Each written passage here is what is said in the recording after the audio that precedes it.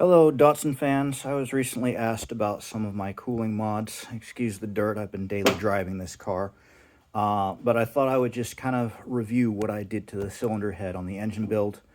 I tapped holes between the 2 and 3, at the 4, between the 4 and 5, and at the 6. Now, for the holes tapped between cylinders, I aimed deliberately for the wall between coolant passages so that the coolant fitting could pull coolant from both sides of the wall and the passage. The forward two I plugged. The rear two I have going to a 1/2 inch line and then into a 5/8 line at the Y. They are beaded, so they fit like a barb fitting, and then they are 90-degree barbs going to the cylinder head. So what that does is coolant is pumped rearward by the water pump through the block, and then it comes upward into the cylinder head, and then it runs forward again. So basically, your shortest circuit of flow is through the number 1 cylinder directly to the thermostat housing.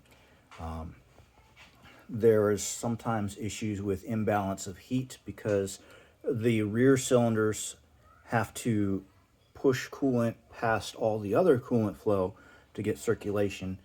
And I've done away with that or helped it with an external coolant circuit that runs from the 4, 5, and 6 straight to the thermostat housing.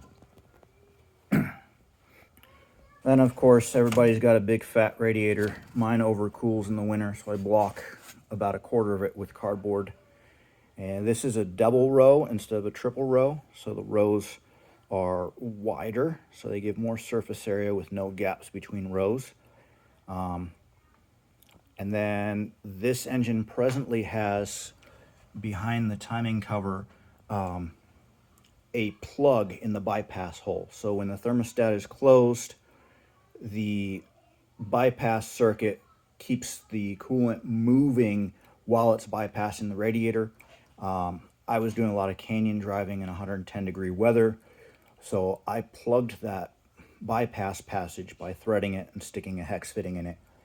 And then I drilled a 1/4 inch hole where the jiggle valve is in the thermostat to prevent a complete stop and flow when the engine is warming up.